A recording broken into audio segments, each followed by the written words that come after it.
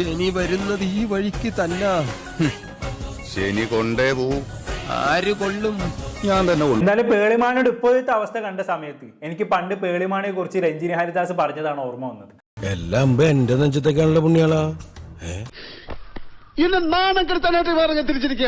അന്ന് രഞ്ജിനി ഹരിദാസ് ബിഗ് ബോസിൽ നിന്നും പുറത്തായപ്പോൾ പേളിയെ കുറിച്ച് ചില കാര്യങ്ങൾ പറഞ്ഞു വെച്ചിട്ടുണ്ടായിരുന്നു.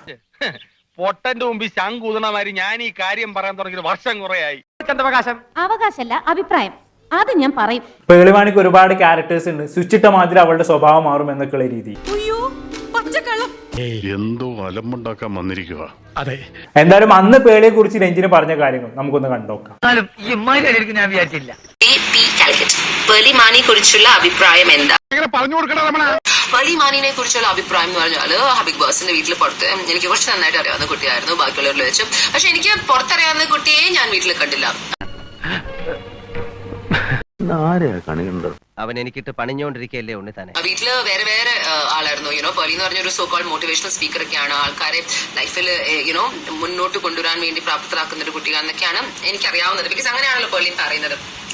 അത് നേരാവാനാണ് വഴി. ഈ വെള്ളം കുടിക്കാതെ ചാവടാ ദുഷ്ട.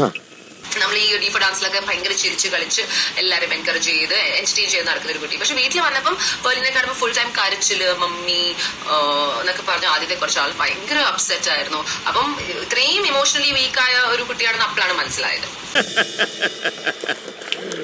എങ്ങനെയുണ്ട് എന്റെ പെർഫോമൻസ്? പിന്നെ കുറച്ചാൾ കഴിഞ്ഞപ്പം ആരു ശ്രീനീഷും ആയിട്ടുള്ള ഒരു അഫെയർ എന്ന് പറഞ്ഞൊരു സാധനം അതിൽ അലേട്ടനെ മുന്നിൽ പറഞ്ഞപ്പോഴാണ് കല്യാണം കഴിക്കണമെന്ന് ഞാൻ പറഞ്ഞത്. അതെനിക്ക് കുറച്ച് കോമഡി ആയി തോന്നി.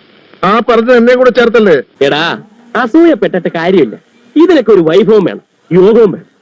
അപ്പം നാച്ചുറലി ആ ഒരു ബിൽട്ടപ്പ് ഇമോഷൻസ് അവിടെയുള്ള ആരുടെയെങ്കിലും മോഹമയത്തിൽ നമ്മൾ ചിലപ്പോൾ ഫോക്കസ് ചെയ്യായിരിക്കും. പക്ഷെ അങ്ങനത്തെ ഒരു വലിയ തീരുമാനങ്ങളൊക്കെ വീട്ടിൽ നിന്ന് പുറത്തിറങ്ങിയിട്ട് എടുക്കണം. അതിലൊരു ത്രില്ലില്ല ചേട്ടാ.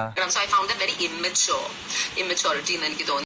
എല്ലാരും കൂടി ഒരു മിണ്ടാപ്രാണിയെ കളിയാക്കിയത്. നമ്മളെ പോലെ വകതിരിവുണ്ടായിരുന്നെങ്കിൽ ഇതെങ്ങനെയൊക്കെ ചെയ്യോ?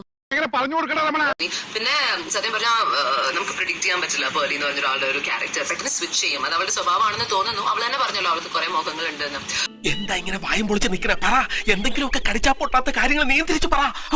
നമ്മൾ തമ്മിൽ ഇനിയും കാണേണ്ടി വരും. അയ്യോ, ഞാൻ പേടിച്ചു. So I don't know who she is. എനിക്ക് ആ വീട്ടിനകത്ത് കാണുന്ന പേളിമാണിയെ ആരാണെന്ന് എനിക്കറിയില്ല. പക്ഷെ പുറത്തുള്ള ആളായിട്ട് I have no problem. നാറ്റ കേസ് തൽക്കാലം ആരോടും പറയണ്ട.